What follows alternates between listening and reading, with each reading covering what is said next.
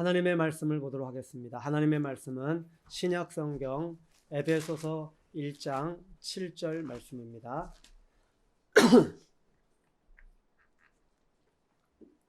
에베소서 1장 7절 말씀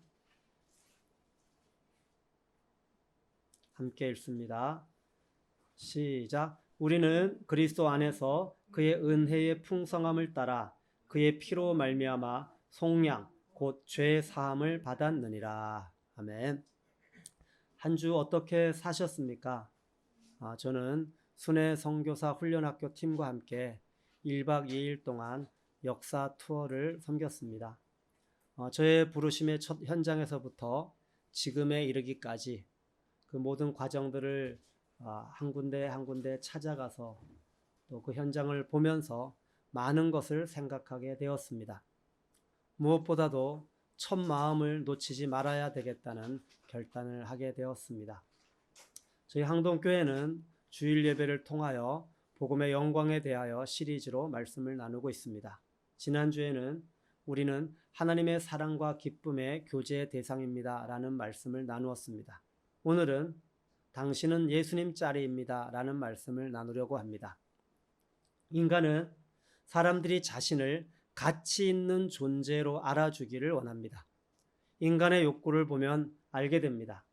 지난 설교에서 인간의 5대 욕구가 무엇인지 보았습니다. 네 번째가 인정의 욕구이고 마지막이 자아실현의 욕구입니다.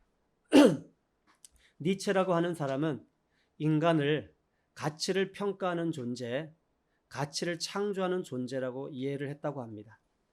또 우리나라 헌법 10조에 보면 모든 국민은 인간으로서의 존엄과 가치를 가지며 행복을 추구할 권리를 가진다라고 규정하고 있습니다. 그래서 우리가 살고 있는 세상은 모든 것을 가치를 매겨서 이렇게 구분합니다. 그 가치를 매기는 기준을 보면 다양합니다. 그 기준은 학력, 재정, 지배 규모, 직업 등 아주 다양합니다. 가치 있는 사람이 되기 위해서 그 세워진 기준에 충족되기 위하여 사람들이 인정하는 학력, 재정, 그런 직업들을 추구합니다. 한 걸음 더 나아가 사람들이 가치 있다고 인정하는 일을 찾아서 그 일을 할 수 있는 능력을 개발해서 가치 있는 일을 하면서 또 살아가기도 합니다. 이렇게 하면 사람들이 자신을 가치 있는 사람으로 알아줄 것이라고 생각하기 때문입니다. 인간은 이렇게 가치를 추구하며 살아갑니다. 어떤 사람은 모든 인간의 문제는 존재의 가치의 문제로 귀결되고 생은 존재의 가치의 상승과 하락밖에 없다고 하였습니다. 다시 말하면 이 존재의 가치를 이 세상에 보여지는 그런 학력, 또 직업, 그런 재정, 지배 규모 이런 다양한 것들로 가치를 찾다 보니까 이 가치가 상승하기도 하고 이 가치가 하락하기도 한다는 것입니다. 정말 그런 것입니까? 옛날 페르시아에 한 왕자가 있었습니다. 그는 이제 장차 자기가 왕이 되어서 나라를 잘 다스리고 백성을 행복하게 하자면 무엇이 필요할까 곰곰이 생각하다가 좋은 왕이 되려면 먼저 인간이 무엇인지 알아야 되겠다고 생각을 했습니다. 그는 나라 안에 학식 높은 사람들을 한자리에 불러서 명령을 내렸습니다. 지금부터 인간이 무엇인지 이 질문에 대한 해답을 찾아서 와라. 그리고 20년이 지났습니다. 그 사이에 왕자는 그 나라의 왕이 되었고 학자들은 목이 빠지게 해답을 기다리는 그 왕에게 낙타 20마리에 책 2,000권을 싣고 나타났습니다. 이것을 보고 왕이 너무 많다, 줄여오너라. 또 10년이 지나서 학자들은 낙타 3마리에 책 500권을 실어서 왔습니다. 이것도 너무 많다, 더 줄여서 와라. 그리고 여러 해가 지나서 이번에는 낙타 1마리에 책 100권을 싣고서 이 학자들이 돌아왔습니다. 이런 시간이 흐르다 보니까 왕은 이미 늙었고 병들어서 침상에 누워서 거의 임종을 기다려야 되는 그런 상황이었습니다. 왕은 이때 탄식을 했습니다. 인간을 이해하는 일이 이렇게도 어려운 일인가? 죽는 순간까지도 나는 인간을 알 수 없단 말인가? 이렇게 절망한 늙은 왕에게 늙은 학자가 찾아와 갖고 왕의 귀에다 대고 귓속말로 조용하게 이렇게 들려주었답니다. 왕이시여, 인간이 무엇인지는 사실은 단 한 줄이면 됩니다.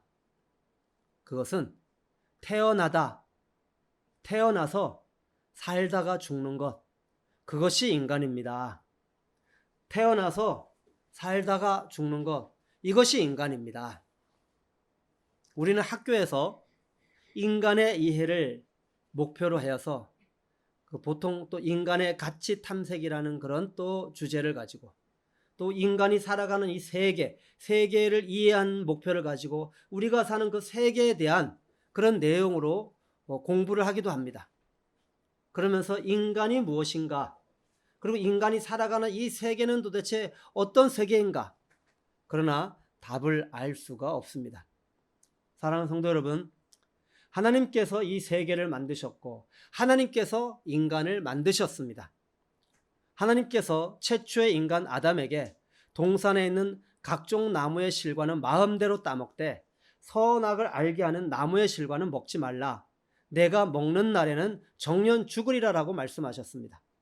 그런데 창세기 3장에서 아담과 하와는 그 실과를 따먹고도 죽지 않았습니다.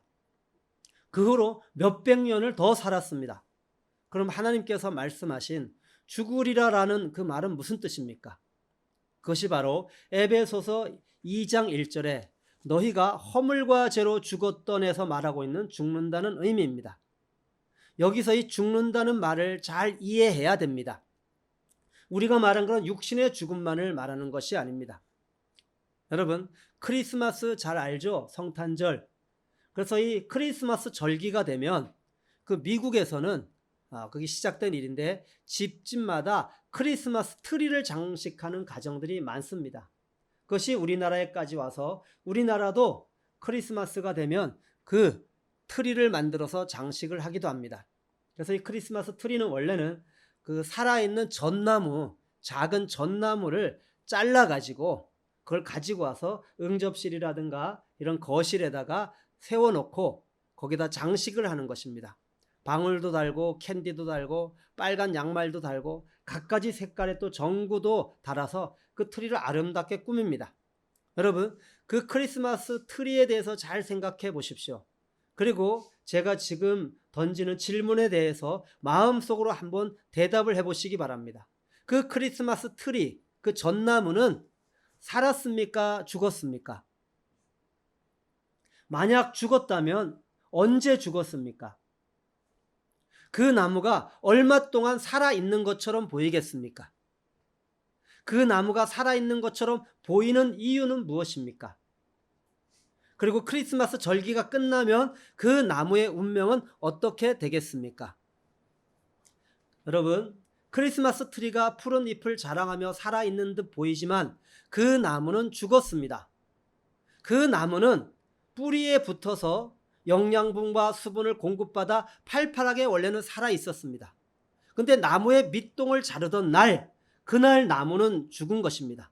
생명줄에서 떨어져 나갔기 때문입니다.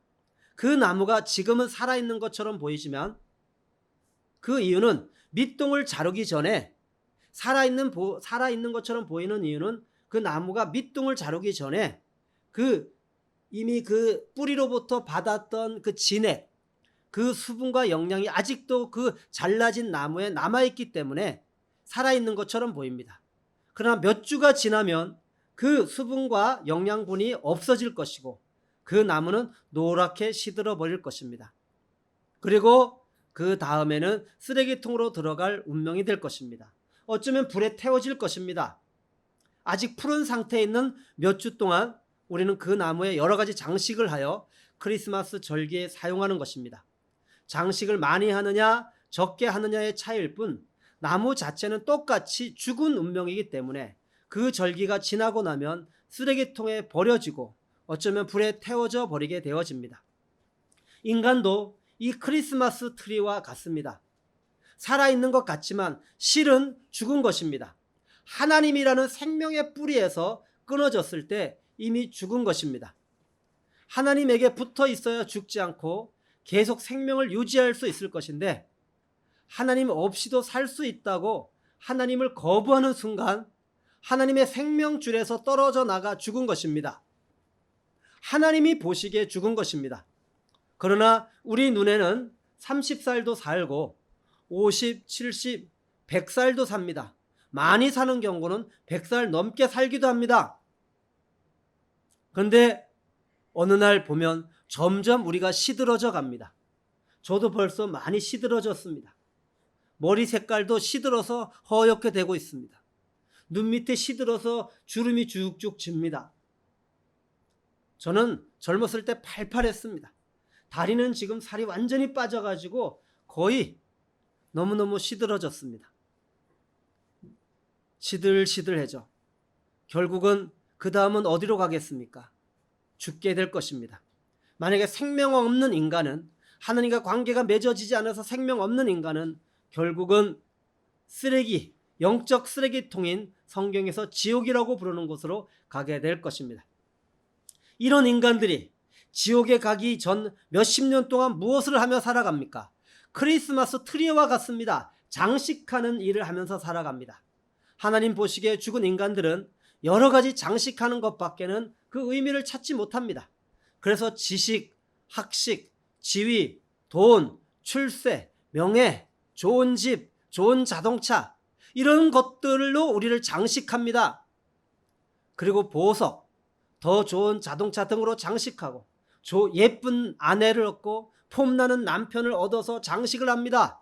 남보다 더 인정받게 끊임없이 장식하며 살아갑니다. 얼마나 많이 장식했느냐에 따라 박수를 더 받고 덜 받는 차이일 뿐, 누구나 때가 되면 시들시들해져서 쓰레기통으로 향합니다. 활활 타고 있는 그 불로 향합니다. 이것이 하나님의 생명줄에서 떨어져 나간 인간들의 운명입니다. 죽었기 때문에 그렇게 살 수밖에 없는 것입니다. 실상은 사는 것이 아니라 죽어가는 것입니다. 창세기 2장 17절에 내가 먹는 날에는 정령 죽으리라는 이 말씀의 의미가 이제는 분명해져야 합니다. 하나님의 생명줄에서 떨어져 나간다는 말입니다.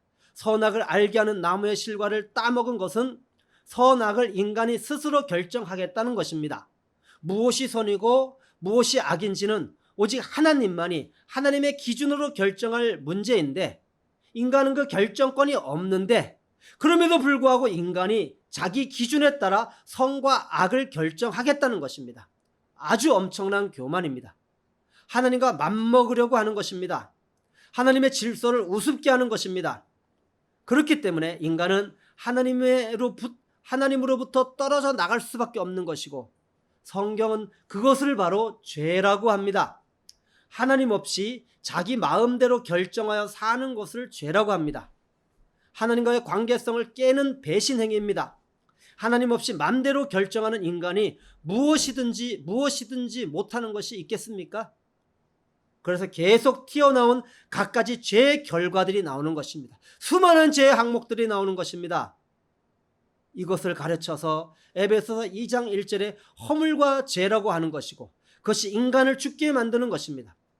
최초의 인간이 아담뿐만 아니라 이 세상에 있는 모든 사람들을 하나님 앞에서 아담과 똑같은 죄를 스스로 범했기 때문에 그들에게도 실제로 죽음이 오게 된 것입니다. 그래서 에베소서 2장 1절에 너희의 허물과 죄로 죽었다고 말씀하신 것입니다. 아담의 죄가 아니고 나의 죄 때문에 내가 죽었습니다. 내가 하나님 없이 내 마음대로 결정하며 살았기 때문입니다. 내 마음대로. 이 죄에서 시작해서 점점 발전하게 되면 우리의 눈에 보이는 갖가지 죄들이 이제 나오게 됩니다. 세상 사람들은 겉으로 보이는 죄를 중요시하고 그에 따라 사람을 또 판단하기도 합니다. 살인, 도둑질, 사기, 간음, 이런 것들이 물론 죄입니다. 하나님의 형상대로 지음받은 인간은 아직 양심은 살아있기에 그런 죄들에 대해 뭔가 조치를 해야 할 필요를 느꼈습니다. 그래서 생긴 것이 심판을 위해서 만든 법입니다. 인간들이 법을 만들었습니다. 인간들이 스스로 선과 악의 기준을 만들고 그래서 그 선과 악을 기준을 만들고 그 악을 행하는 사람들을 심판하기 위해서 인간들이 또 법을 만들었습니다. 하나님이 그 죄를 어떻게 보시는지 전혀 알지 못하고 말입니다. 여러분, 이 마음속에 이 뿌리가 바로 죄의 근원입니다. 이 뿌리가 어디입니까? 바로 사단입니다. 죄는 사단으로부터 왔습니다. 사랑하는 성도 여러분, 이 죄의 문제를 해결해야 구원을 받을 수 있습니다. 그래서 이 죄 가운데 있는 인간을 영적 시체라고 이야기합니다. 왜냐하면 죽은 자이기 때문에. 죄와 허물로 죽은 자를 우리는 영적 시체라고 합니다. 저와 여러분은 예수를 믿기 전의 상태는 영적 시체였습니다. 그래서 이 영적 시체는 육체적으로는 살아있지만 영적으로는 하나님에 대하여 죽었기 때문에 이제 우리의 원수인 사단이 우리를 질질 끌고 다닙니다. 이 영적 시체인 우리를 질질 끌고 다녔던 세 가지 바로 항목이 있는데, 이 세상의 풍속이고 공중의 권세 잡은 자이고 육체의 욕심입니다. 이 세 가지를 따라서 시달리면서 살아가는 인생이 죄인들입니다. 여러분, 인간은 선과 악을 자기들이 기준을 만들어서 나름대로 선을 추구하며 사는 것 같지만 결국은 하나님으로부터 떨어졌기 때문에 자기 마음대로 결정하고 자기가 주인이 되어서 살아갑니다. 그러나 하나님이 보실 때는 영적으로 죽은 우리의 모습은 영적 시체일 뿐입니다. 이것이 하나님을 떠난 인간의 실상입니다. 우리가 사는 세상은 어떠합니까? 우리가 살고 있는 세상은 모든 것을 가치를 매겨서 구분을 하는 세상입니다. 가치를 매기는 기준은 다양합니다. 학력, 재정, 지배, 규모, 직업 등. 그래서 이 가치를 가지고 서로 시기하고 질투하고 경쟁하며 살아가는 것이 우리가 사는 세상입니다. 우리가 사는 세상은 사람들로부터 인정을 받아서 자아실현을 하여야 행복하다고, 그래서 경쟁을 부추기는 곳입니다. 그래서 이 세상에서 살아가는 사람들은 가치 있는 사람으로 인정받아서 행복하게 살고 싶어서 시기하고 경쟁하면서 치열하게 살아갑니다. 그곳에서는 열등감이 발생하고 우월감이 발생합니다. 그리고 그것을 가지고 살아갑니다. 그러다 보니 당연히 우리가 사는 세계는 사람들의 차별이 존재하게 됩니다. 사람들로부터 인정받는 자리는 바로 다스리는 자리입니다. 그래서 이 다스리는 자리에 앉으면 성공을 하였다고 합니다. 그러나 사랑하는 성도 여러분, 그 다스리는 자리에서 사람들로부터 인정을 받고, 그래서 그것이 행복이라고 생각을 하고 그것이 가치 있는 삶이라고 생각하지만, 그러나 그 끝은 헛될 뿐이며 결국은 하나님의 진노의 심판 아래 있게 될 것입니다. 하나님은 인격적인 분이시기 때문에 인간이 하나님을 거부하고 배신했을 때 하나님은 그 죄 가운데 있는 인간을 진노하실 수밖에 없으셨습니다. 그러나 하나님은 또 우리를 너무너무 사랑하셔서 죄에 의해 처절하게 짓밟히고 있는 인간을 또 긍휼히 여기십니다. 그러면 어떻게 하나님의 이 진노와 하나님이 우리를 향한 그 하나님의 사랑이 함께 만나서 그 두 가지가 다 해결될 수 있겠습니까? 하나님의 진노의 심판도 해결되어지고 하나님의 그 우리를 향한 긍휼의 사랑도 해결되어지는 그 함께 이루어지는 일이 어떻게 가능하겠습니까? 어떻게 심판과 이 긍휼을 통한 구원이 동시에 이루어질 수 있습니까? 옛날 어떤 나라에 임금님이 계셨습니다. 이 임금은 죄에 대해서 아주 엄격한 공의로운 임금으로 아주 백성들에게 유명했습니다. 어떤 죄를 지으면 그 죄를 지은 백성에게 아주 거기에 걸맞게끔 엄한 형벌을 내리는 것을 조금도 주저하지 않았습니다. 절대 봐주질 않았습니다. 누구를 막론하고 그 법에 따라서 공정하게 심판을 했기 때문에 백성들이 그 왕을 믿고 따랐습니다. 근데 어느 날, 근데 그에게는 어머니가 있었습니다. 그 어머니를 끔찍히도 이 왕은 사랑하는 효자였습니다. 근데 어느 날 문제가 발생했습니다. 그것은 이 왕의 엄마가 죄를 지은 것입니다. 왕은 고민에 빠질 수밖에 없습니다. 근데 법대로 심판하면 곤장을 40대를 맞아야 됩니다. 그런데 그 늙은 엄마가 80이 넘은 그 노 엄마가 80대를 맞으면 죽게 됩니다. 살 수 없습니다. 굉장히 형벌이 약한 것 같지만 그 엄마가 받아야 할 형벌은 거의 죽음의 형벌이나 마찬가지였습니다. 왕은 고민에 빠졌습니다. 심판을 해야 하니 엄마가 죽게 생겼습니다. 그러나 엄마를 또 사랑합니다. 이때 재판날이 다가올수록 백성들은 이제 둘로 나누어졌습니다. 한편은 임금이 법대로 엄마를 심판해야 된다는 것이죠. 그래서 왕이 심판할 거야 이렇게 생각했습니다. 또 한편으로는 임금이 엄마를 너무너무 사랑하기 때문에 왕은 엄마를 심판하지는 않을 거야 이렇게 한쪽의 백성들은 생각했습니다. 드디어 심판날이 왔습니다. 임금은 높은 보좌에 앉았고 죄수인 어머니는 결박을 당한 채 끌려와 무릎을 꿇었습니다. 사방에서 백성들이 몰려와 숨소리를 죽이며 재판 과정을 지켜보고 있습니다. 여러분, 여러분이 임금이라면 어떤 재판을 내리겠습니까? 임금의 입에서 무겁게 말이 떨어졌습니다. 저 죄인에게 굵은 몽둥이로 곤장 40대를 엄하게 전심 온 힘을 다해서 내리쳐라. 한쪽에서는 역시나 하면서 와 하는 함성이 들렸습니다. 역시 우리 임금님은 공의로운 분이시다. 자기 어머니까지도 똑같이 법대로 심판하시는구나. 우리 임금님은 믿을 수 있는 분이야. 그러나 한쪽에서는 한숨이 터졌습니다. 아무리 공의롭다고 해도 자기가 사랑하는 자기 어머니에게 어떻게 40대의 곤장의 심판을 내릴 수 있는가? 너무하다. 만약에 저 왕의 어머니가 40대의 곤장을 맞으면 반드시 죽을 거야.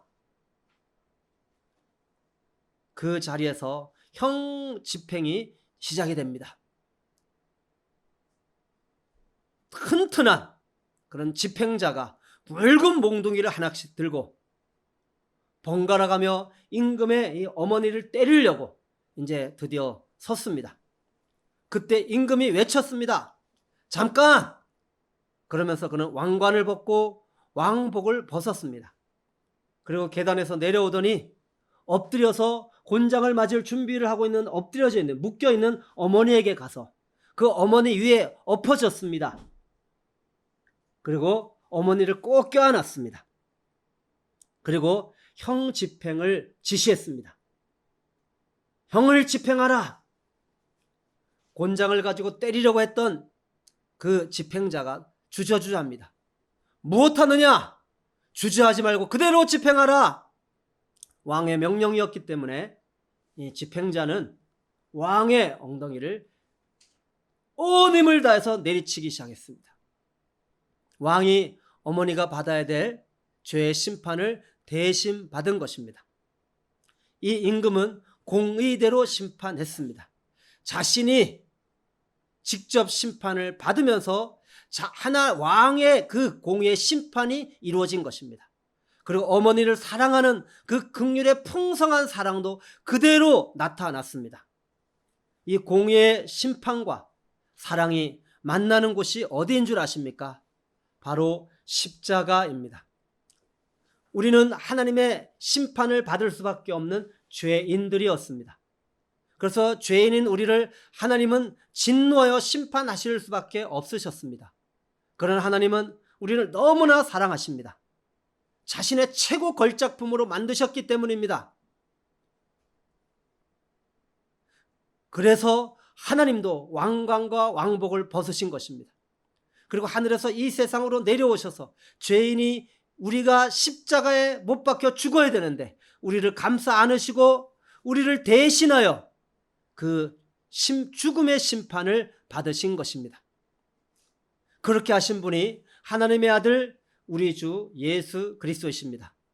어디에서 하나님의 진노와 사랑이 만납니까? 그리스도와 함께 그리스도 예수 안에서 하나님의 진노와 사랑이 만나고 깨끗하게 해결된 것입니다. 피 흘려 생명 주신 십자가, 에베소서 1장 7절, 우리는 그리스도 안에서 그의 은혜의 풍성함을 따라 그의 피로 말미암아 속량 곧 죄 사함을 받았느니라. 에베소 2장 13절. 이제는 전에 멀리 있던 너희가 그리스도 예수 안에서 그리스도의 피로 가까워졌느니라. 사랑하는 성도 여러분, 예수님의 피값으로 죄의 값을 치르시고 우리를 속량하셨고 우리는 죄 사함을 받았습니다. 우리는 예수님 짤입니다. 거룩한 예수님의 이름에 짤이라는 말을 붙이는 것이 어떤 사람에게는 불경스럽게 들릴 수도 있습니다.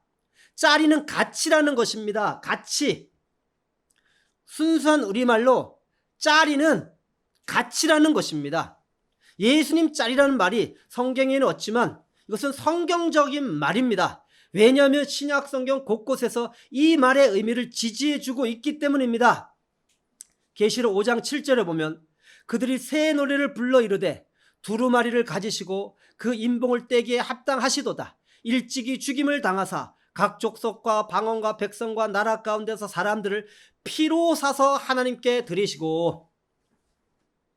우리는 죄에 팔려서 사단의 종노릇을 하고 있었습니다. 근데 우리를 죄에서 구원하시기 위해서 값을 치러야 되는데 바로 예수님의 생명의 값을, 그 피를 흘려서 생명의 값을 치르시고 우리를 사서 하나님께 우리를 드리셨다고 말하고 있습니다. 사도행전 20장 28절. 성령이 그들 가운데 여러분을 감독자로 삼고 하나님이 자기 피로 사신 교회를 보살피게 하셨느니라. 예수님의 피값을 주고서 산 그리스도인 한 사람 한 사람을 모아서 교회를 세우셨습니다. 그래서 그 교회가 바로 예수님의 피값으로 세워졌다고 말을 하고 있는 것입니다. 고린도 전서 6장 19절로 20절. 너희 몸은 너희가 하나님께로부터 받은 바 너희 가운데 계신 성령의 전인 줄을 알지 못하느냐? 너희는 너희 자신의 것이 아니라 값으로 산 것이 되었은즉 너희 몸으로 하나님께 영광을 돌리라. 값으로 샀단 말입니다. 자기 피로 샀다고 이야기합니다. 예수님의 피값을 주고 샀다는 것입니다. 예수님의 생명을 주고 샀다는 것입니다. 하나님께서 예수 그리스도의 피로 우리를 사셨기 때문에 우리의 가치가 예수님의 목숨같이 되었다라고 지금 성경이 말하고 있는 것입니다.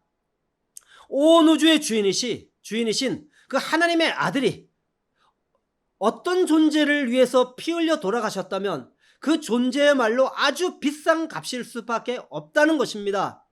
우리를 예수님의 피값을 주고 샀기 때문에 저와 여러분은 바로 예수님 짤입니다. 여러분, 어떤 것의 가치는 그것이 얼마짜리인지를 보면 알 수 있습니다. 5,000원 주고 사면 5,000원짜리입니다. 바로 가치라는 거예요. 짜리는 가치라는 거예요. 10만 원 주고 샀으면 10만 원짜리입니다. 다이아몬드를 1,000만 원 주고 샀으면 그 다이아몬드는 1,000만 원짜리입니다. 자동차를 5천만 원 주고 샀으면 그 자동차는 5천만 원짜리입니다. 집을 10억을 주고 샀으면 그 집은 10억짜리입니다. 여러분, 저는 그 2002년도에 월드컵 그 축구 대회가 열리던 해였습니다. 우리 대한민국에 있어서 이 스포츠를 말할 때 2002년을 빼놓을 수가 없습니다. 근데 2002년 그때 어느 대학 교수가 그 영국의 축구 대표팀의 주장이던 그 베컴이라고 하는 축구 선수의 가치가 얼마인지 상품으로 이렇게 가치를 매겨서 조사한 보고서를 신문에서 읽은 적이 있습니다. 그 교수는 축구 선수 베컴의 그 상품 가치를 무려 얼마로 추정을 했냐 하면은 10억 불쯤으로 추정했어요. 10억 불. 그 당시에 삼성전자의 그 가치가 18억 불이었습니다. 삼성전자의 가치가 18억 불이었는데 축구 선수 한 명의 선수의 그 상품 가치가 10억 불이라고. 얼마나 대단합니까? 그래서 이 10억 불이라고 하는 그 가치가 그 정도 된다고 이 신문에 실리자 사람들이 하여간 이 베컴이 얼마나 가치 있는 것인지, 그래서 너나 내나 축구 선수가 되려고 축구 선수가 되려고 그 한국의 축구의 붐이 많이 일었습니다. 그리고 우리가 월드컵 4강에까지 올라가게 되었습니다. 여러분, 이래서 이 땅에서는 그 가치를 차별을 두고서 그렇게 가치를 매깁니다. 그런데 여러분, 우리가 어떤 가치인 줄 아십니까? 예수님의 생명값을 지불하고 산 우리의 존재의 가치는 예수님 자리입니다. 엄청난 가치인 것입니다. 신약 성경은 예수님 자리의 가치를 지닌 존재라고 여러 가지로 표현을 하고 있습니다. 로마서 8장 16절로 17절에는 그리스도 안에 있는 존재를 그리스도와 함께한 상속자라고 이야기합니다. 더 정확하게 번역하면 예수님과 함께 공동 상속자라는 것입니다. 우리가 예수님과 똑같은 상속을 받는 존재라는 거예요. 얼마나 우리가 가치 있는지. 로마서 8장 29절로 30절에는 하나님께서 우리를 영화롭게 하셨다고 이야기합니다. 아버지께서 영화롭게 하신 존재는 예수님밖에 없습니다. 근데 우리를 영화롭게 하셨다고 이야기합니다. 우리를 예수님과 동일시 취급합니다. 우리가 왜냐하면 예수님 자리이기 때문입니다. 에베소서 1장 3절로 5절에는 하나님의 자녀가 되었다고 이야기하는데 하나님께 속한 모든 것을 빠짐없이 다 받았다는 거예요. 그리스도 안에서 그 하나님의 모든 것에 동참하는 존재가 되었다는 거예요. 이것이 하늘에 속한 모든 신령한 복을 받았다는 그런 의미입니다. 우리가 예수님 짤이에요. 여러분, 에베소 2장 4절로 6절에는 우리가 구원을 받은 그 정도가 어느 정도이냐면 예수님과 같이 운명을 같이 합니다. 예수님과 함께 하늘에 안침받은 존재입니다. 그래서 요한일서 1장 1절로 3절에는 우리가 어느 가치냐 하면 지난주에 나눴듯이 예수 그리스도와 완전한 사랑과 기쁨의 교제를 하는 그런 존재로 바뀌어졌다는 것입니다. 사랑하는 성도 여러분, 저와 여러분은 예수님의 피값으로 속량을 받아 제사함을 받은 예수님 짤입니다. 우리가 어떻게 예수님 짤이가 되었습니까? 정사각형을 지금 생각해 보십시오. 정사각형, 이렇게. 정사각형은 몇 변으로 이루어져 있습니까? 3변으로 이루어져 있습니다. 3변. 그 중에 한 변만 없어도 정사각형이 아닙니다. 정삼각형. 정삼각형은 3변으로 이루어져 있습니다. 그 중에 한 변만 없어도 정삼각형은 성립될 수 없습니다. 이와 같이 구원도 회개, 믿음, 그 다음에 예수님을 주인으로 영접하는 이 3가지가 없으면 구원이 이루어질 수 없습니다. 회개를 해야 합니다. 하나님을 떠나 고집스럽게 하나님의 반대 방향으로 내가 마음대로 결정하여서 살아가고 있는 죄인이기 때문입니다. 그런 죄의 길로 가고 있음을 깨닫고 다시 하나님께로 돌이키는 그런 회개가 있어야 합니다. 사도행전 3장 19절. 그러므로 너희가 회개하고 돌이켜 너희 죄 없이 함을 받으라. 이같이 하면 새롭게 되는 날이 주 앞에서 이를 것이요. 에베소서 2장 8절. 너희는 그 은혜에 의하여 믿음으로 말미암아 구원을 받았으니 이것은 너희에게서 난 것이 아니요 하나님의 선물이라. 두 번째로는 믿음이 필요합니다. 회개를 하였다면 이제 하나님이 이루신 그 복음의 사건을 믿는 것입니다. 믿는 것입니다. 그리고 3번째로는 그 예수님을 주인으로 영접해야 됩니다. 내가 만일 내 입으로 예수를 주로 시인하면 믿음으로 말미암아 예수님을 영접하면 하나님의 자녀가 되는 권세를 주셨으니 여러분, 우리가 예수님을 주인으로 모셔야 구원을 받습니다. 회개하고 주님이 이루신 십자가의 복음을 믿고 그 다음에 생명이신 주님을 마음에 모셔 주인으로 모셔 내 마음의 보좌에 앉히셔야 합니다. 이때 구원을 받습니다.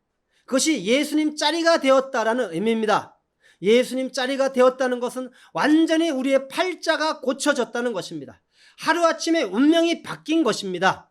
사도 바울이 이 에베소서를 쓸 당시에 이방인들과 유대인들이 있었습니다. 이 유대인들은 이방인들로부터 멸시를 당했습니다. 이 이방인들은 유대인들로부터 멸시를 당했습니다. 왜냐하면 이방인들은 하나님과 관계없는 사람들이었기 때문입니다.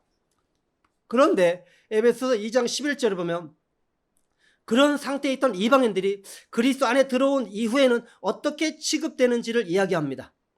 그때와 이제라는 말로 그리스도 밖에, 그때는 그리스도 밖에 있었고 이제는 그리스도 안에 있었고, 그래서 그리스도를 중심으로 우리의 그 존재가 바뀐 것을 설명하고 있습니다. 이 말씀은 우리에게도 똑같이 적용되어집니다. 그리스도 밖에서는 우리가 죄인으로서 영원한 지옥의 쓰레기통으로 갈 운명이었습니다. 그러나 이제는 하나님께서 우리의 존재를 완전히 바꾸어 주셨습니다. 그리스도 예수 안에서, 자기 안에서, 그의 안에서, 예수 안에서 우리가 이렇게 바뀐 것입니다. 우리가 예수님 자리가 되었기 때문입니다. 우리가 그렇게 가치 있는 존재가 되었기 때문입니다. 여러분, 옛날 어떤 나라에 거지가 살았습니다. 그 거지는 나면서부터 거지의 자식으로 태어나 다리 밑에서 비참하게 살면서 20년 동안을 구걸하면서 살았습니다. 그나마 자기를 낳아준 거지 아버지조차도 어렸을 때 돌아가셨습니다. 어머님도 돌아가셨습니다. 그래서 고아가 되어서, 거지도 비참한데 고아까지 되었으니 얼마나 비참하겠습니까? 태어나면서부터 거지였습니다. 이 거지는 매일매일 자기 팔자 탓을 하면서 세상을 저주하면서 살았습니다. 그런데 어느 날 구걸을 하던 중에 행차하던 임금님의 행렬이 보였습니다. 근데 그 임금님이 자기 앞으로 오고 있는 거예요. 그러면 자기 앞에 와서 그 행렬을 멈추는 거예요. 그리고 임금님이 이렇게 부하들에게 명령을 내리는 것입니다. 여봐라, 저 거지를 당장 왕궁으로 데리고 가라.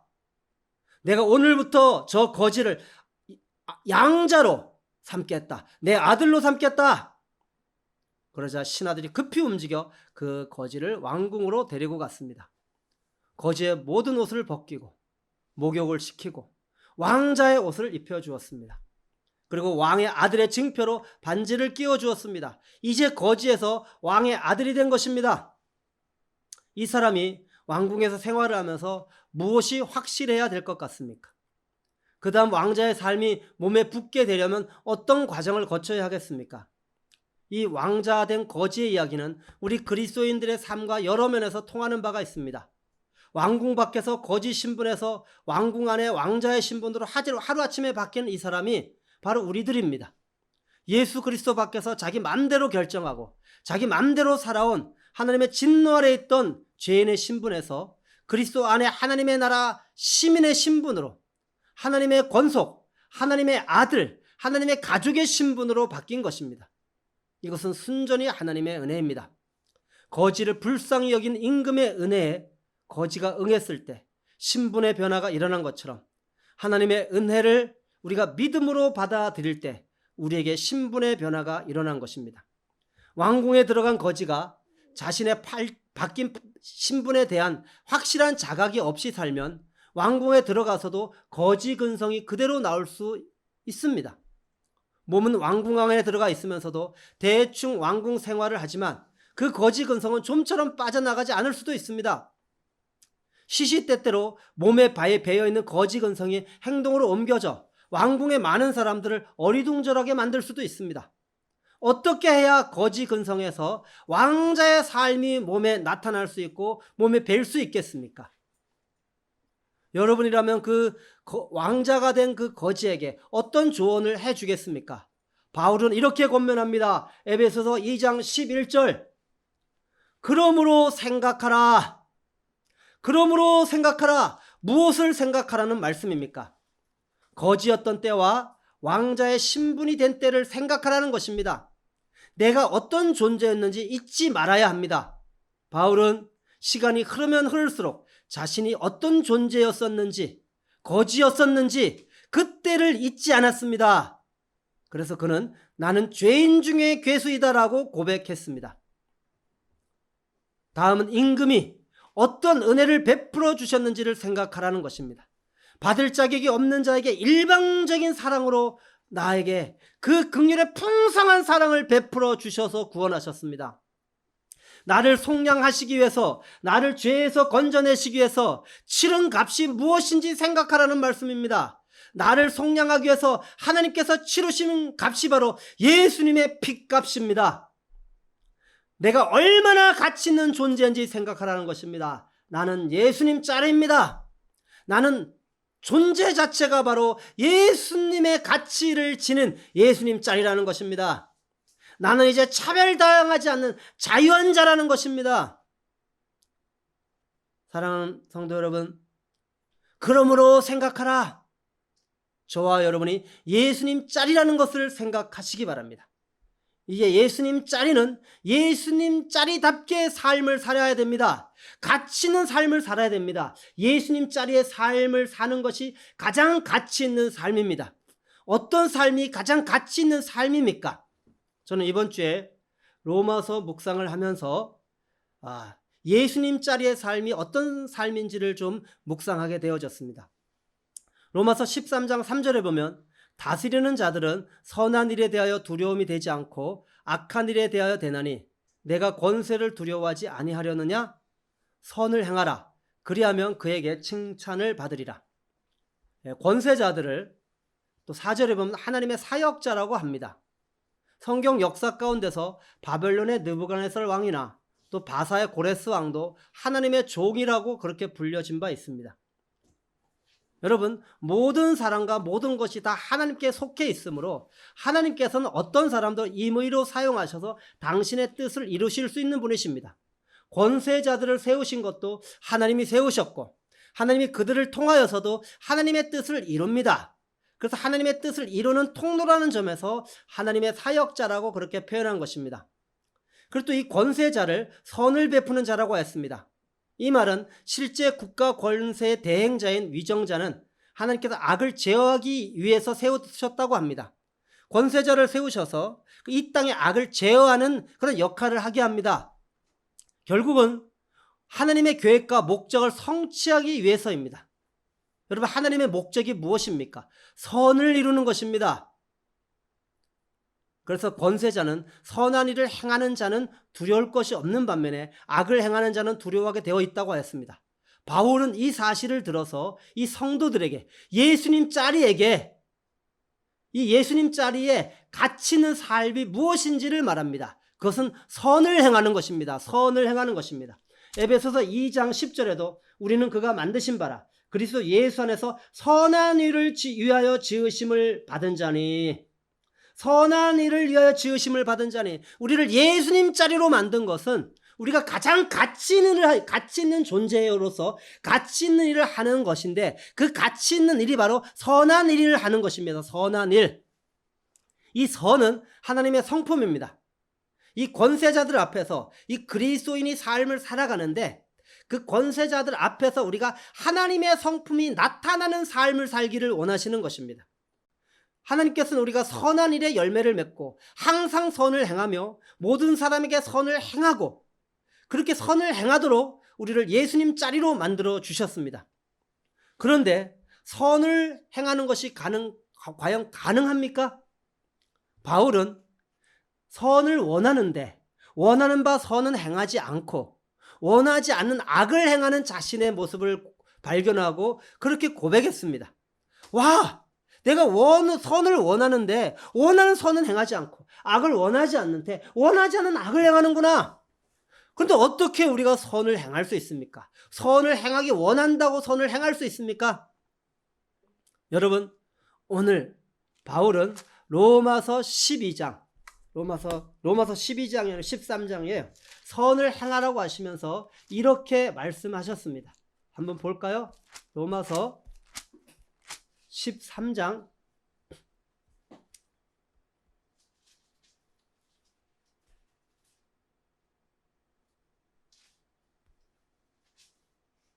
5절. 그러므로 복종하지 아니할 수 없으니 진노 때문에 할 것이 아니라 양심을 따라 할 것이니라. 선을 행하라고 하는데 양심을 따라 하라는 것입니다. 양심. 근데 여기서 양심이라는 그 단어가 시네이데시스라는 그 단어인데, 그 시네이데시스가 시네이도에서 유래됐습니다. 그건 뭐냐? 선을 행하는 비밀은 바로 하나님께서 이루신 구속의 사역을 보는 것입니다. 이 시네이데시스는 보다라는 의미가 있습니다. 보다. 다시 말하면 우리의 마음으로 선을 행하기 위해서는 무엇인가를 보아야 됩니다. 그래야지만 우리가 이 선을 행할 수 있습니다. 양심을 따라 선을 행하라는 것이죠. 어떻게 선을 행할 수 있습니까? 봐야 됩니다. 무엇을 봐야 됩니까? 바로 하나님께서 행하신 십자가의 복음을 바라보는 것입니다. 그 십자가의 복음을 통하여 하나님께서 우리를 어떤 존재로 만드셨는지를 바라보아야 됩니다. 하나님께서 우리에게 마음을 주셨는데 어떤 마음을 주셨는지를 바라보아야 됩니다. 바로 하나님의 마음을 주셨습니다. 그리고 그 십자가의 일을 바라봅니다. 우리를 예수님 자리로 만들었는데 무엇을 하기 위해서 만드셨습니까? 하나님과 완전한 사랑과 기쁨의 교제를 하고 또 우리를 사명을 주셨는데 선한 일을 행하는 것입니다. 그것이 바로 선을 행할 수 있는 비밀입니다. 사랑하는 성도 여러분, 하나님께서 우리를 예수님 자리로 만드셔서 우리에게 원하시는 것은 바로 가치 있는 일을 하는 것입니다. 그 가장 가치 있는 일이 바로 선을 행하는 것입니다. 하나님의 성품을 드러내는 삶을 사는 것입니다. 그러면 하나님의 성품을 드러내는 삶을 살면 어떤 일이 일어납니까? 아브라함에게 약속한 아브라함의 언약이 성취됩니다. 너를 축복하는 자에게, 그 사람에게 내가 너를 축복하고 너를 저주하는 자에게 내가 저주할 거야. 뭐예요? 너가 권세자들 앞에서 선을 행하면 그들이 너를 칭찬할 거야. 그들이 너를 칭찬할 거야. 너가 하나님의 성품을 드러내는 삶을 살면, 선을 행하면 그들이 너를 보고 하나님을 발견하게 되는 거야. 너무나 분명합니다. 그러면 하나님을 발견하게 되어지면 스가랴 8장 23절 말씀처럼 이방 사람 10명이 유다 사람 한 사람을 보고 나도 너희와 함께 가고 싶어. 왜냐하면 하나님이 너희와 함께 하심을 우리가 들었고 보았기 때문이야. 그래서 다윗도 선을 행하라고 했습니다. 여호와를 의뢰하고 선을 행하라. 사랑하는 성도 여러분, 이것이 바로 예수님 자리, 그 가장 가치 있는 일을 행하는 삶입니다. 오늘 말씀을 이제 마치려고 합니다. 하나님께서 인간을 어떤 존재로 만드셨습니까? 그리스도 안에서 복된 존재였습니다. 그리스도 안에서 하나님과 완전한 사랑과 기쁨의 교제의 대상이었습니다. 그리스도 안에서 예수님 자리로 만드셨습니다. 그러나 인간의 생명에 죄가 들어오면서 인간은 자신의 가치를 잃어버렸습니다. 사단이 만든 가치, 그 가짜 가치를 추구하면서 살게 되었습니다. 학력, 재정, 지배 규모, 또 인정해주는 직업, 이런 여러 가지 가치의 기준을 가지고 이제는 거짓된 가치를 추구하며 살아갑니다. 그러나 그 끝은 멸망입니다. 하나님 우리를 사랑하셔서 다시 당신의 아들 예수님의 핏값을 주고 죄에서 속량해 주셨습니다. 우리는 나의 참된 가치를 잃어버리고 내 마음대로 살던 우리는 회개하고 예수님을 믿어, 십자가를 믿어 예수와 함께 죽고 다시 살았다는 것을 믿고 예수님을 주인으로 영접하였습니다. 이제 우리는 예수님 자리입니다. 우리의 팔자가 완전히 바뀌었습니다. 사랑하는 성도 여러분, 이제 예수님 자리의 정체성을 가지고 사시기 바랍니다. 그리고 오늘 그러므로 생각하라는 바울의 권면을 마음에 새기시기 바랍니다. 죄인이었던 때를 생각하십시오. 하나님께서 어떤 은혜를 베풀어 주셨는지를 생각하십시오. 받을 자격이 전혀 없는 나를 구원하시기 위해서 예수님의 핏값을 치르신 것을 생각하십시오. 내가 얼마나 가치 있는 존재인지, 내가 예수님 짤이라는 것을 생각하십시오. 차별당하지 않는 자유한 자인 것을 생각하십시오. 그리고 예수님 자리의 삶은 선을 행하는 삶인 것을 생각하시고 적극적으로 선을 행하시기 바랍니다. 그때 여러분을 통하여 이 땅에 하나님의 뜻이 이루어질 것이고 아브라함의 언약이 이루어질 것이고 모든 열방이 주께로 돌아오는 그 일이 예수님 자리의 가치를 인식하고 예수님 자리에 가치 있는 삶을 살기 시작할 때 놀라운 그 일이 일어날 것입니다. 함께 기도하시겠습니다. 사랑하는 주님, 오늘 우리가 어떤 가치 있는 존재인지, 우리가 어떤 가치 있는 삶을 살아야 되는지 오 주여 말씀을 통하여 들려주셔서 감사합니다. 하나님, 우리는 이 땅에서 사단이 만든 가짜 가치를 그것이 진짜인 줄 알고 그 가치를 추구하며 살았습니다. 그 가치를 추구해서 사람들로부터 인정을 받으면, 그 사람들을 다스리는 자리에 앉으면 그것이 성공이고 그것이 행복이라고 생각하며 가치를 추구하며 살았습니다. 알고 봤더니 주님, 그것은 결코 참된 가치가 아니었습니다. 주님, 내가 무엇인가를 하여서 가치 있는 존재가 되는 것이 아니었습니다. 오 주님, 나는 하나님으로부터 버려져 이 죄 때문에 영원한 지옥으로 갈 수밖에 없는 그런 존재였습니다. 그런데 주님, 참된 가치를 잃어버린 내 마음대로 살던 나에게 주님, 예수님을 보내주셔서 예수님이 십자가에 죽으시면서 예수님의 핏값으로 예수님의 생명값을 주시고 우리를 죄에서 구원해 주셨습니다. 우리의 삶을 회개하고 이 십자가의 복음을 믿어 예수님을 주인으로 영접하여 이제 우리는 예수님 짜리가 되었습니다. 주님, 이 예수님 짜리의 정체성을 가지고 살아가게 하여 주시옵소서. 예수님 짜리로서 그러므로 생각하라는 바울의 권면을 마음에 새기고 살아가게 하여 주시옵소서. 죄인이었던 때를 생각하게 하여 주십시오. 하나님께서 어떤 은혜를 베풀어 주셨는지를 생각하게 하여 주십시오. 받을 자격이 전혀 없는 나를 구원하시기 위해서 예수님의 핏값을 치르신 것을 생각하게 하여 주십시오. 내가 얼마나 가치 있는 존재인지 생각하게 하시고 내가 예수님 짤이라는 것을 생각하게 하여 주십시오. 차별당하지 않는 자유한 자인 것을 생각하게 하여 주십시오. 예수님 짤이로서 예수님 짤의 삶은 선을 행하는 삶인 것을 생각하고 적극적으로 선을 행하게 하여 주시옵소서. 그리하여 아브라함의 언약이 이루어지는 축복의 통로의 삶을 살게 하여 주시옵소서. 예수님의 이름으로 기도하였습니다. 아멘.